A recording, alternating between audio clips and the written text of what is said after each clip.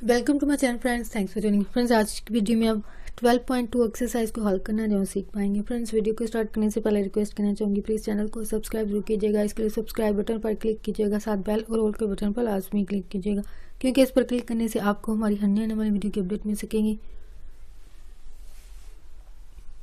और आप हमारी वीडियो जरूर सबसे पहले देख पाएंगे।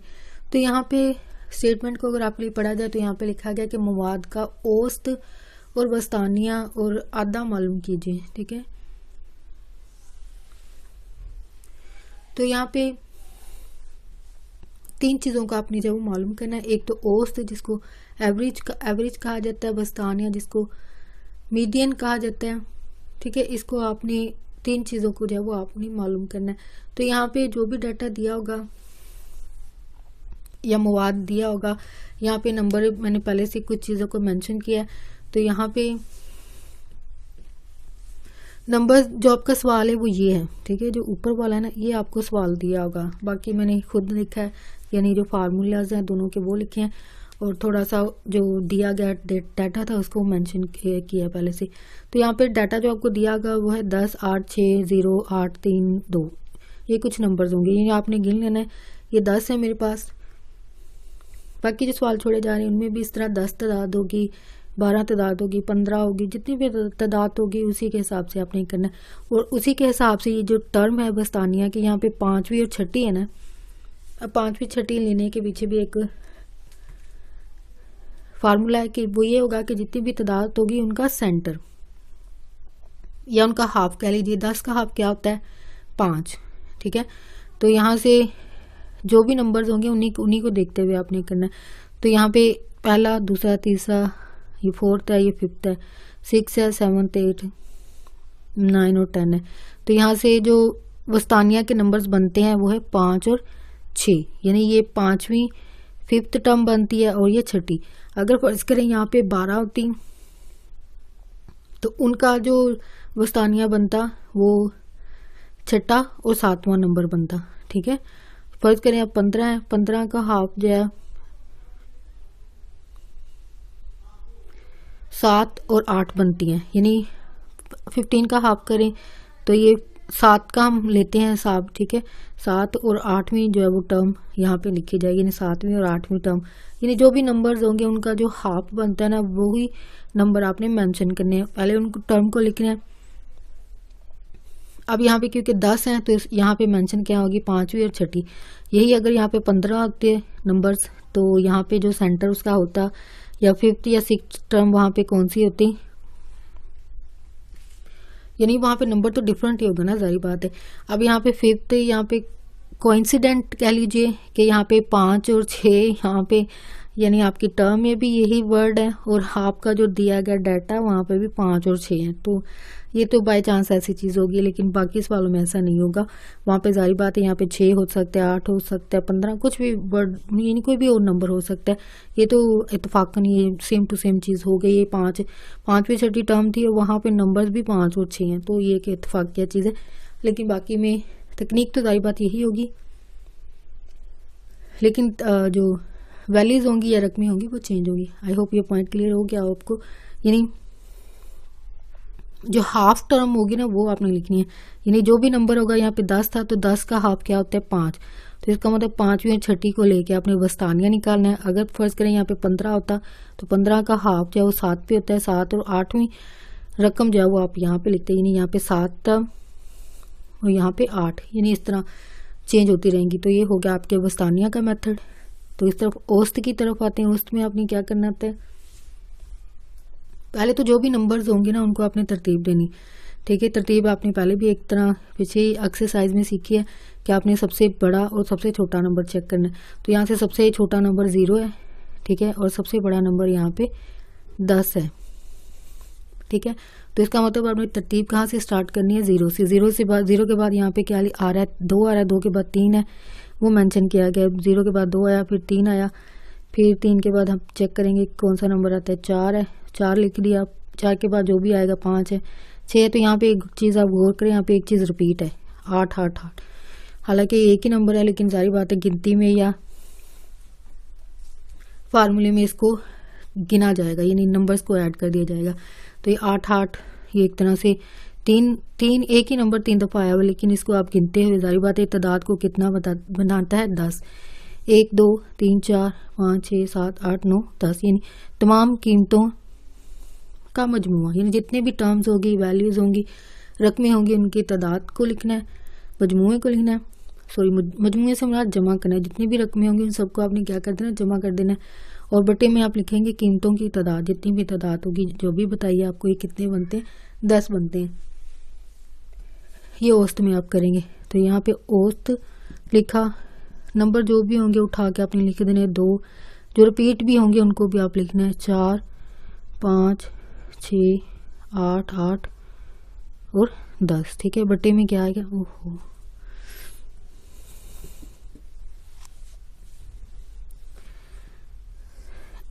0 जमा 2 जमा 3 जमा 4 जमा 5 जमा 6 8 3 दफ़ा, ठीक है, और फिर 10 है, तो बटे में आपके पास क्या आता है 10, ठीक है। मजमूए से मुराद क्या होता है, जमा करना। और अगर यहाँ पे अगर आ जाता फ़र्क वर्ड, फ़र्क से मुराद ये होता है कि आपने इसको माइनस करना। मजमूआ रियाजी की ज़ुबान में जमा को कहा जाता है और फ़र्क को आप माइनस करते हैं। तो यहाँ पे मजमूआ क्योंकि कहा गया, इसका मतलब सारी वैल्यूज़ को आपने क्या कर देना है, जमा कर देना है। तो जो भी वैल्यूज़ होंगी इन सबको जमा करना है। यहाँ 2 में 3 को जमा किया, 6 0 में जो भी वैल्यू जमा करेंगे आंसर वो वैल्यू आती है 6 ही आएगा। 10 हो गए, 15 21, तो ये टोटल जो है वो आपका 54 बनता है, 54 बटे 10। अब 10 को 54 पर डिवाइड किया तो ये इशारिया में आंसर आता है, यानी 5.4 जो इसका आंसर आता है। अब आपने वस्तानिया निकालना है। वस्तानिया का मैंने काफ़ी डिटेल से चीज़ें बताई कि आपने क्या करना है। 5वीं टर्म यहाँ पे क्या है 5 और 6वीं टर्म यहाँ पे 6 है बटे 2, तो इसका मतलब 5 और फार्मूले के मुताबिक जमा है, तो इसका मतलब ये दोनों आपस में जमा हो जाएंगे। जो भी वैल्यूज होंगी वो 11 है और बटे में क्या आएगा 2, तो 11 को 2 पर डिवाइड किया, आंसर क्या आता है 5.5। ये आपका वस्तानिया हो गया। आद जो होता है वो नंबर है जो कि बार बार रिपीट होता है, वो ये है। यहाँ पे 8 रिपीट हो रहा है तो आपका ये आद होगा, यानी ये नंबर जो है वो रिपीटेटिवली, तो बार बार जो वो जाहिर किया गया या जब इसमें आपकी वैल्यूज़ या डाटा के अंदर जब वो दिया गया। तो ये आपका फाइनल आंसर जब वो बनता है। आई होप आपको तीनों पॉइंट क्लियर हो गए हो। औसत में क्या करना है, ये फार्मूला आपको लाजमी ज़बानी याद करना है। ईजी है, ये काफ़ी इजी सवाल है, बाकी आपके लिए छोड़े जा रहे हैं। सिर्फ जमा माइनस या तकसीम करना है, बस यही सिंप्लीफिकेशन है, आपके लिए ईजी होगा हल करना। तो यहाँ पे स्टूडेंट बाकी सवाल आपके लिए छोड़े जा रहे हैं। जो लास्ट मेथड था वही तकरीबन सेम टू सेम वही प्रोसेस होगा जो एक सवाल में किया गया। तो इस वाले सवाल में भी तकरीबन जो इसमें प्रोसेस है बाकी सवाल में भी यही होगा। तो बाकी इससे रिलेटेड जो है वो आपके लिए छोड़े जा रहे हैं। इसमें सिर्फ आपने ज़रब और जमा करनी है, ठीक है, लेकिन ज़रब जमा भी सारी बातें जो वैल्यूज दी होंगी उनके मुताबिक करना होगा और यही मेथड जो वो बाकी सवालों में भी इस्तेमाल होगा। अब जो सवाल आपके पास दिया होगा, ये शक्ल आपको दी, ये मैंने कॉलम की शक्ल में खुद लिखा है। वहाँ पे एक टेबल बनाया गया आपकी बुक पर, आप साथ अगर देख रहे हो तो वहाँ पे एक टेबल की शक्ल, ये है सवाल आपका, एक्चुअल में ये सवाल है और ये आपके सोल्यूशन में आती है ये चीज़। तो इन्हीं को देखते हुए आपने ये बनाना होता है। यहाँ पे अगर आप गौर करें जमाती वक्फा तादाद लिखी हुई है, तो यहाँ पे भी यही चीज़ है, जमाती वक्फा जो भी है इन्हीं को लेके इसको लिखना है आपके आंसर में।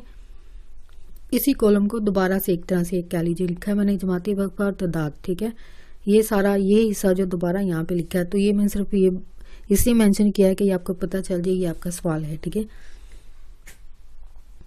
तो ये वैल्यूज जो कि दी होंगी आपको, इन्हीं को लेके ये दो चीज़ें हमने मालूम करनी होती है, जमाती निशान और इसके अलावा fx।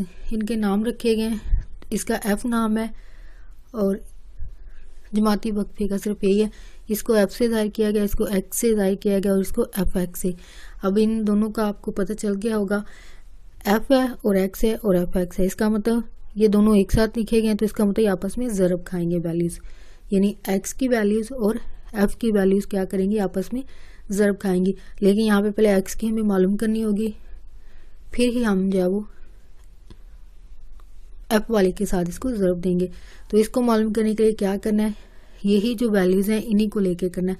अब यहाँ पे जो भी आपका जमाती वक्फा दिया होगा वो सारी बातें पहले से मेंशन होगा। तो आपने क्या करना है, पहली और दूसरी रकम जो भी होगी उनको उठाएं और बटे में 2 लिख दें।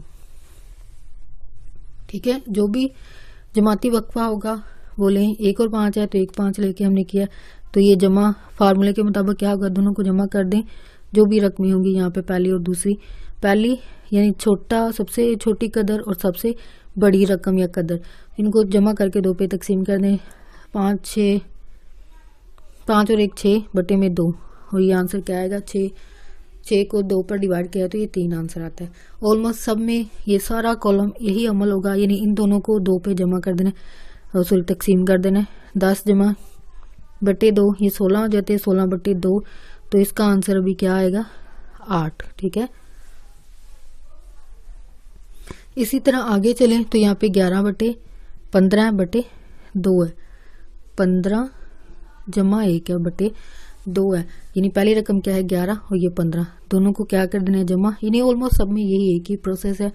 तो बस मैं यहाँ फिर बाकी लिख देती हूँ, क्योंकि अमल तो यही है कि आपने पहली दूसरी को उठा के 2 पे इन दोनों को जमा करके 2 पर डिवाइड कर देना है। तो नेक्स्ट इसकी 15 और 11 जमा होके 26 हो जाता है, 26 बटे 2 है। ठीक है, आंसर आ जाएगा 13। इसी तरह आगे चलें, आगे है 16 जमा 30 है बटे में 2 है, जमा होके 46 हो जाता है। 46 को 2 पे डिवाइड करेंगे तो ये 23 आ जाएगा। ठीक है, आगे चलें, फिर है 21, यहाँ से ये आ गया ना ग्रुप, 21 से 25 बटे में 2, 21 को 25 में जमा किया तो आंसर आपके पास 56 आता है। 56 को 2 पर डिवाइड किया तो आंसर आता है 28। फिर है 26 को जमा किया 30 में बटे में 2, तो ये 6 और 56 बटे 2, सॉरी 66 आता है। ठीक है, 66 को डिवाइड किया तो ये 33 आएगा। आगे चलें, 31 को आपने जमा किया 35 में, 31 को बटे में डिवाइड आपने 2 पे करना है, तो ये आ जाएगा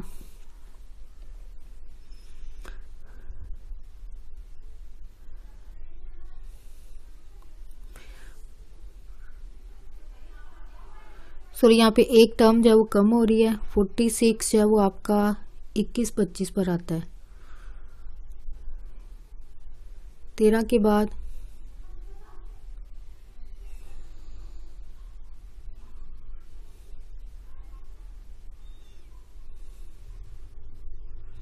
यहाँ पे मिस्टेक हुई है थोड़ी सी, 3 8 13 है। ठीक है, फिर 18 वाली वैल्यू यहाँ पे मिस हो गई है। ठीक है, वो है आपकी 16 जमा 20 बटे 2 है। ठीक है, ये वाली मिस हो गई है इसमें से, सॉरी ये गलती से हो गई है, तो आपने ध्यान रखना, लिखते हुए सारी बातें मिस्टेक हो गई है। तो इसका आंसर जब वो आपके पास आता है 21। ठीक है, 3 8 आएगा, 23 है, 21 है, 23 है यहाँ से आंसर, फिर यहाँ से 23 के बाद आता है 28। ठीक है, 33 आता है यहाँ से। ठीक है, तो यहाँ पे ये 76 होगा। ठीक है, और आंसर आ जाएगा आपका 38। ये आपका फाइनल सारा जब हल हो चुका है। तो अब आपने करना है एफ एक्स में क्या करना है कि ये जो आंसर आ चुके हैं इन्हीं को आपने, ये जो एफ वाली वैल्यूज है इनसे आपने ज़रब देनी, यानी 19 ज़रब खाएगा 3 के साथ, 19 को आपने 3 से ज़रब दे के जो भी आंसर आता है वो है 57। ठीक है, इसी तरह नेक्स्ट वैल्यू क्या बनती है, 24 और 8 है, तो इसका मतलब 24 और 8 को आपने ज़रब दे देनी है। सिंपल ज़रब करना है आपने वैल्यूज को, और कुछ नहीं है, यानी जमा करना है और ज़रब करना है।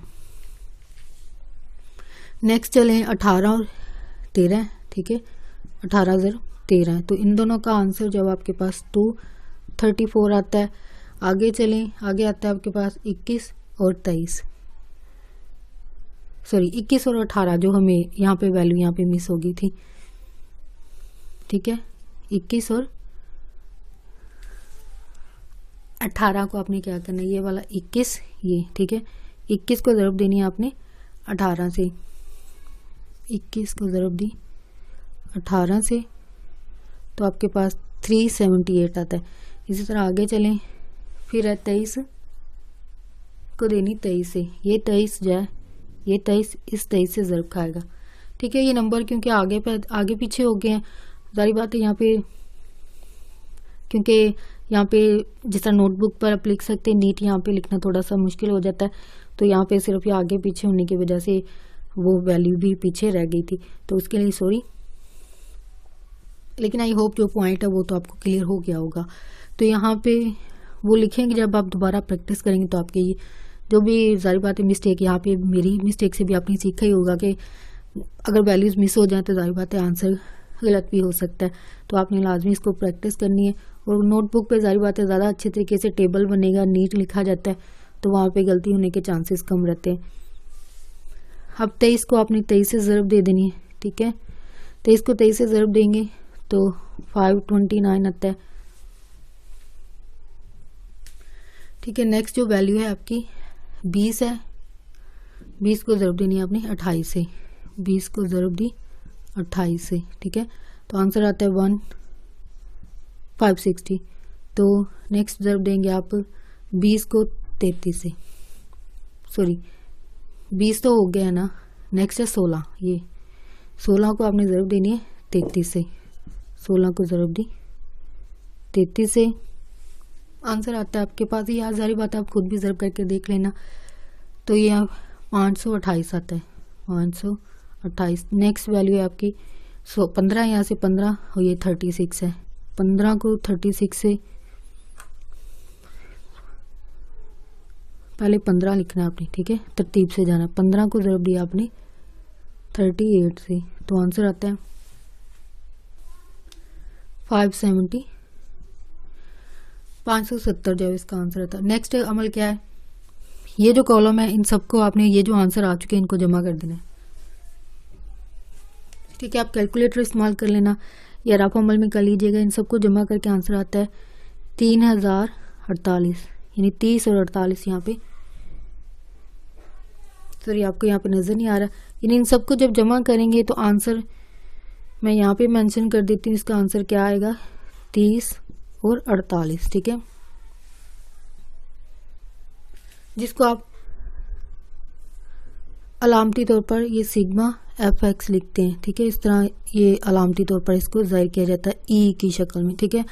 इसी तरह इस कॉलम को सबको जमा कर देना है, इन सबको जमा करके आ जाता है आंसर। यहाँ इसका भी आंसर मैं ऊपर लिख रही हूँ 156, यानी ये ई की तरह जाहिर करना है इसको, और साथ में एफ और बराबर 156 इसका फाइनल आंसर जो है वो बनता है। तो नेक्स्ट यहाँ पे मेरे पास जगह नहीं होगी तो मैं यहाँ पे लिख रही हूँ कि नेक्स्ट अमल क्या होता है, ये जो सिग्मा fx है इसको इसकी औसत निकालनी है। औसत का फार्मूला ये होगा, इसको बटे में कर देना है ई एफ को, ठीक है। इसकी आंसर क्या आता है 3048 और बटे में ई एफ का आंसर क्या है 156। तो 3048 को 156 पर डिवाइड किया तो आपके पास जो आंसर आता है वो आपका फाइनल आंसर होगा, वो है 19.54 जब इसका फाइनल आंसर बनता है।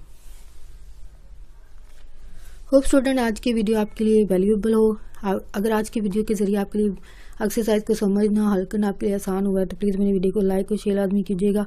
अगर यहाँ पे एक स्टूडेंट है तो अपने फेलोज़ के साथ, जो क्लास फेलोज़ हैं उनके साथ शेयर कीजिएगा। अगर कोई टीचर हैं, पेरेंट्स हैं, अपने स्टूडेंट और कोलीग्स के साथ मेरे चैनल को लाजमी शेयर कीजिएगा ताकि ज़्यादा से ज़्यादा स्टूडेंट की हेल्प हो सके।